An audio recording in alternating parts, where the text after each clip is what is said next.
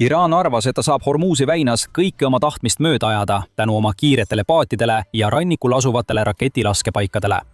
USA tõestas režiimile vastupidist.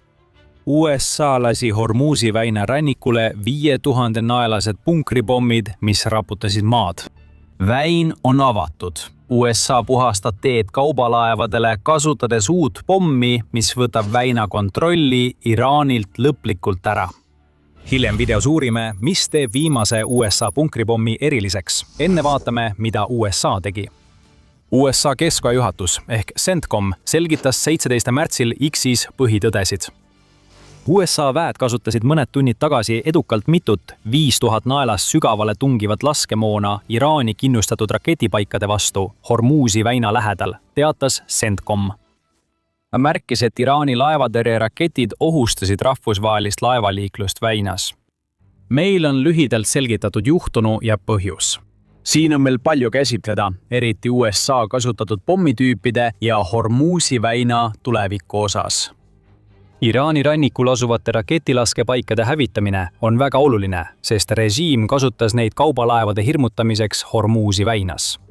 USA soovib hoida Iraani režiimi piiratud elutähtsat läbipääsu võimalikult avatuna, hävitades raketilaskepaigad. The Telegraphi andmetel on Iraan kasutanud erinevaid taktikaid Hormuzi väina kontrollimiseks. Kiirpaadid, mis on sisuliselt veepinna lähedal lendavate rakettide ja teiste relvadega varustatud mootorpaadid, on pidevalt väina sisse ja välja sõitnud, et rünnata kaubalaevu igal võimalusel. Need laevatõrjeraketid, mida USA oma punkripommidega sihtis, kujutavad pikemas perspektiivis suurimat ohtu. Kiirpaate saab sihtida, kuni USA hoiab oma õhuvägesid väina kohal ja saadab sinna A-10 Warthog ründelennukeid paatide vastu. Iraani laevatõrjetiibraketid on palju ohtlikumad.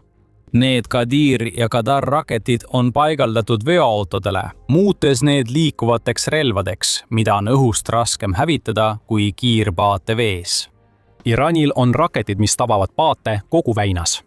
Nende laskekaugus on 12186 miili, hõlmates kogu veetee rannikust väina sisse ja väljapääsudeni. Iraanil on ka Abu Mahdi.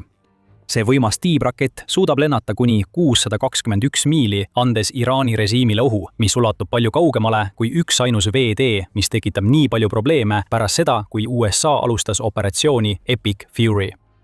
Kui arvestada ka Hormuz 2 ja Gulfi laevatõrje ballistilisi rakette, mille Iraan on loonud ning mille ulatus on 186 miili ja mis tabavad liikuvaid laevu satelliitnavigatsiooniga, on see selge oht, mis vajab kõrvaldamist. USA hävitab Iraani raketiladud kõikjal, kus neid leitakse.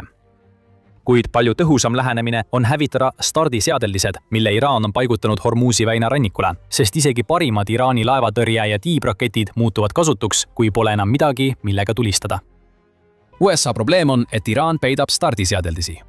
Sageli hoitakse neid stardiseadeldisi maa-alustes tunnelites või mäenõlvadesse kaevatud punkrites ning need pole sihtmärgid, mida Ameerika raketid ja tavalised pommid suudaksid tabada. Need on liiga sügaval. USA vajas uut relva Iraani Hormuzi väina raketibaaside rivist väljalöömiseks ja leidis selle hiljuti välja töötatud GBU-72S. Need 5000 naelased sügavale tungivad pommid, millele CENTCOM viitas, kuuluvad USA kasvavasse pommiarsenali tugevdatud ja maa-aluste raketibaaside hävitamiseks. Bunkerbusterite kasutamine operatsioonis Epic Fury Iraani vastu pole uus. Ameerika on kasutanud oma 30 000 naelaseid massiivseid läbistuspomme ehk mope Talagani 2 tuumarajatise vastu ning pommitanud Iraani 2000 naelaste bunkerbusteritega, sihtides raketi stardipaiku ja tugevdatud rajatisi üle riigi. GBU-72 kasutamine Hormuzi väina rannikul asuvate stardipaikade hävitamiseks on erinev. Väidetavalt kasutas USA seda konkreetset punkripommi esimest korda. Vähemalt nii väidab Hal Kemper, kes on riikliku julgeoleku analüütik ja RU läinud merejalaväe luureohvitser. Fox News küsib Kemperilt, kas USA on GBU-72 varem kasutanud. Mina ei tea, et oleks. Arvan, et see on esimene kord, kui seda relva kasutatakse. Ta märgib, et USA on aastaid arendanud punkrilõhkuja pomme, tõenäoliselt Iraani ja teiste riikide vastu, millel on killustatud maa-alused rajatised. Eesmärk pole alati pommidega rajatisi hävitada. Mõned on nii sügaval, et isegi mopp, mis tungib 200 jalga maa alla, ei ulatu nendeni. Maa-alustel punkritel peavad olema sisse- ja väljapääsud, neisse viivad tunnelid ning need tuleb ehitada maapinnast allapoole. Kui tunnelid hävitada, kaotab Iraan kõik punkrites oleva. USA on Hormuzi väina rannikul teinud just seda, et Iraani laevatõrjerakettide laskeseadmed enam kunagi kasutusse ei jõuaks. See tehti varem kasutamata pommiga. Võib-olla. Kuigi aviationist nõustub Kemperiga, et see, mida USA Iraani vastu kasutas, on GBU-72 esimene kasutus ajaloos, väidab Warzone ehk TVC, et siin võib olla põhjust vaidlusteks. CBS Newsi 2024 mai raporti järgi kinnitasid 3 USA ametnikku, et GBU-72 kasutati Houthide rajatiste vastu Jeemenis pärast nende rünnakuid Punase mere laevandusele. Pomm tabas väidetavalt sihtmärki. Huvitav on näha paralleele. Houthid püüdsid, nagu Iraan Hormuzi väinas, rünnakutega peatada olulisel veeteel laevandust. Asja raskendab, et Houthisid toetab Iraan ja neid peetakse sageli Iraani režiimi käsilasteks. See tähendab, et kui CBSi raport on õige, on Iraan juba GBU-72-ga kokku puutunud. Ta ei suutnud 2024 aastal midagi teha ega suutnud ka peaaegu 2 aastat hiljem takistada Ameerika punkrilõhkujal oma maa-aluseid raketi stardipaiku Hormuzi väina teisel poolel hävitamast. Kuidas Iraan midagi teha saaks? GBU-72 on väga muljetavaldav relv. Räägime kohe, miks see nii on, kuidas USA oma uut punkrilõhkujat kasutas ja mida see kõik tähendab Iraani positsioonile Hormuzi väinas. Aga enne kui me seda teeme, siis just selliseid teemasid me käsitlemegi saates The Military Show. Kui see on just selline sügavuti minek, mida sa otsid, siis kindlasti telli meie kanal, sest me lahkame neid teemasid sellisel moel igal nädalal. Iisrael soovib GBU-72 punkrilõhkujat USA-lt kindla põhjusega hankida. Relv töötati välja GBU-28 asendamiseks, mis võeti kasutusele 1991 aastal. See 5000-naelane punkrilõhkuja on üle 30 aasta vana ega pruugi Iraani maa-aluste punkrite hävitamiseks enam nii sobiv olla kui varem tugevdatud sihtmärkide puhul. Me teame, et USA õhujõud tutvustasid GBU-72 2021 aastal, kui teatati, et pomm oli edukalt F-15E Strike Eagle'i pealt katsetamisel välja lastud. See vihjab, kuidas USA kasutas punkrilõhkujat Hormuzi väinas. Jää meiega, et teada saada rohkem. 2024 aastal avaldati fotod, kus B-1 pommitajad kannavad GBU-72 pomme välisriputitel, viidates USA vähemalt 2 võimalusele nende pommide kasutamiseks. B-1 paiknevad praegu RAF Barefootis ja on valmis uuteks missioonideks lendama. Iraani tabasid GBU-72 pommid juba korra varem. Võimalik, et nad peavad nendega peagi taas silmitsi seisma. EVZ sõnul ühendab pomm BLU-138B läbistava lõhkepeapea ja ühe JDAM komplekti variandi, mida USA kasutab 2000 naeldaste punkrilõhkujate jaoks. See sabakomplekt ühendab GPS-i ja inertsiaalse navigeerimise, võimaldades USA-l pomme kaugelt tulistada ning vähendades ohtu Iraani õhutõrjest pommitavale lennukile. Need õhutõrjesüsteemid ise pole väga ohtlikud. Pärast operatsioone Epic Fury ja Roaring Lion, mis hävitasid 85% Iraani õhutõrjest, peab Iraan Alma Research and Education Centeri andmetel end nüüd USA õhurünnakute eest kaitsma üksikute õhutõrjepesadega. TVZ märgib, et GBU-72 lõhkepea näib ühendavat AFX-757 lõhkeaineid BBX-N109-ga. See on märkimisväärne, sest sama kombinatsiooni kasutatakse ka MOPis. USA on leidnud midagi, mis siin hästi toimib. Lisaks pole GBU-72 kohta palju teada, mis tekitab spekulatsioone ulatuse ja läbistamisvõime osas. PVVC andmetel suutis GBU-28 läbistada 15 jalga raudbetooni ja 150 jalga mulda. Kui GBU-72 asendab vana punkrilõhkuja, võib eeldada, et see tungib sügavamale ja ohustab Iraani maa-aluseid punkreid. Ja pea meeles, et USA ei pea tabama mitte punkreid endid.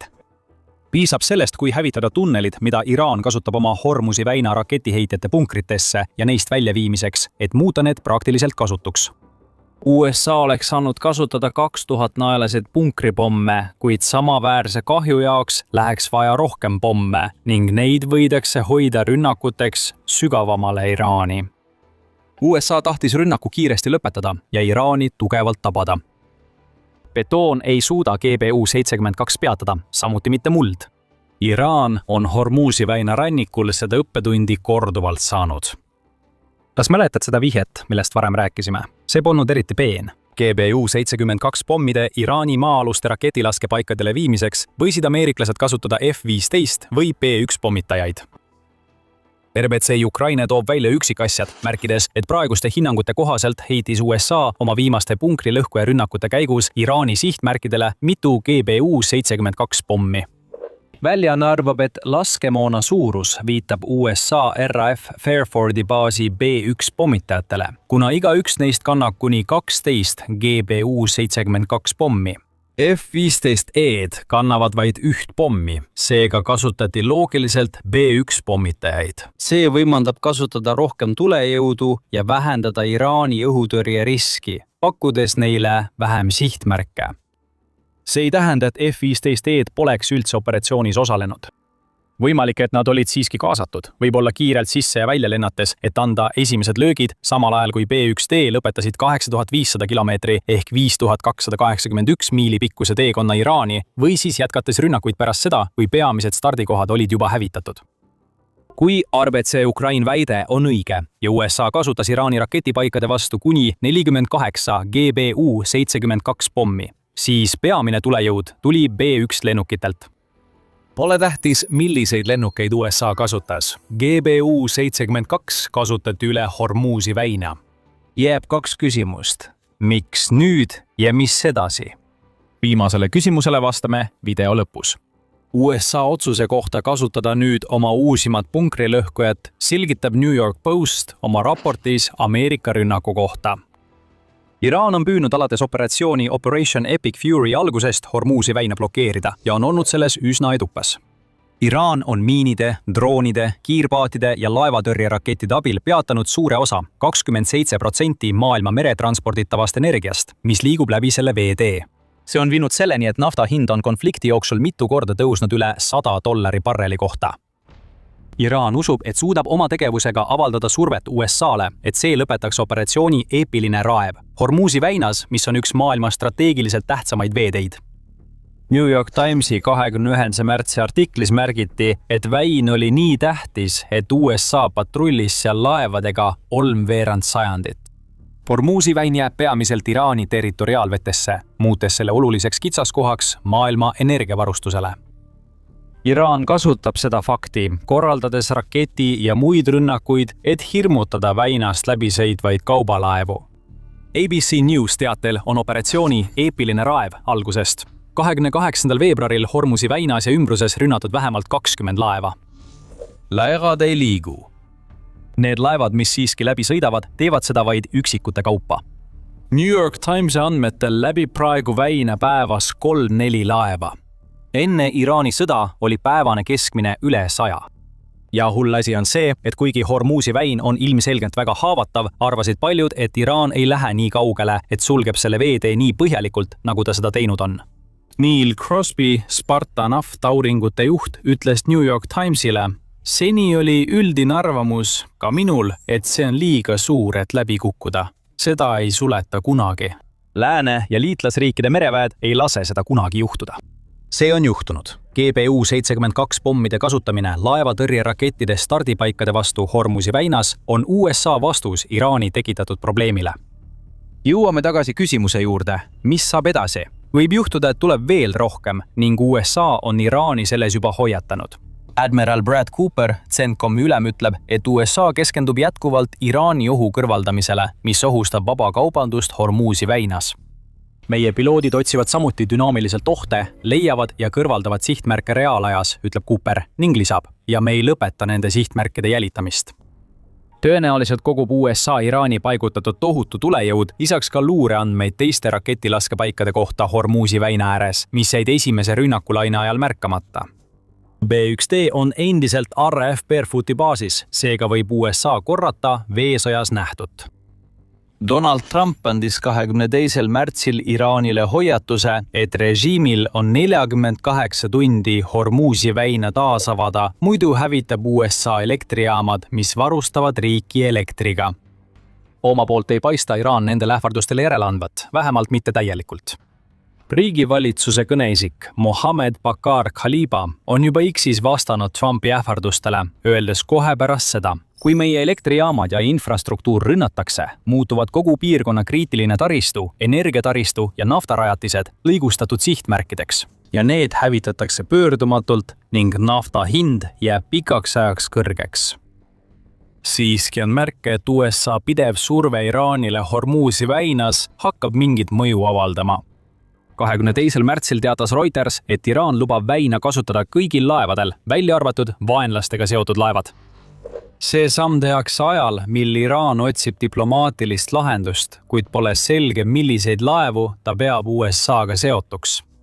Muidugi kuuluvad sellesse kategooriasse Ameerika laevad, mis üritavad Hormuzi väina läbida. Aga kuidas on lood NATO-ga seotud kaubalaevade või riikide laevadega, kes teevad USA-ga äri? Kas Iraan ikkagi ründab või on see Iraani viis alluda Trumpi 48 tunni pikkusele tähtajale, samal ajal jätkates jõudemonstratsiooni ja väites, et nad ei anna alla? Järgmised mõned päevad näitavad selgelt, kas läbi Hormuzi väina toimub liiklus või mitte.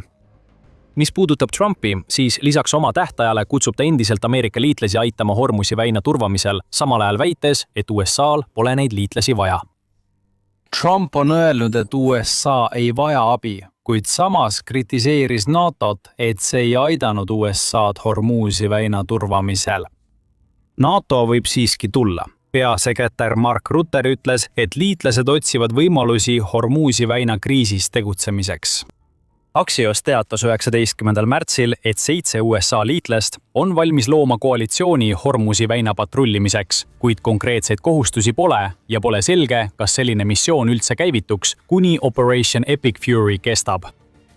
Iraan peab nüüd tegelema USA võimsate punkrit läbistavate pommide tagajärgedega, mis tabasid nende maa-aluseid raketirajatisi Hormuzi väina ääres. Kui ta kasutab droone selles veetees ohuna, võib tal tekkida veelgi rohkem probleeme.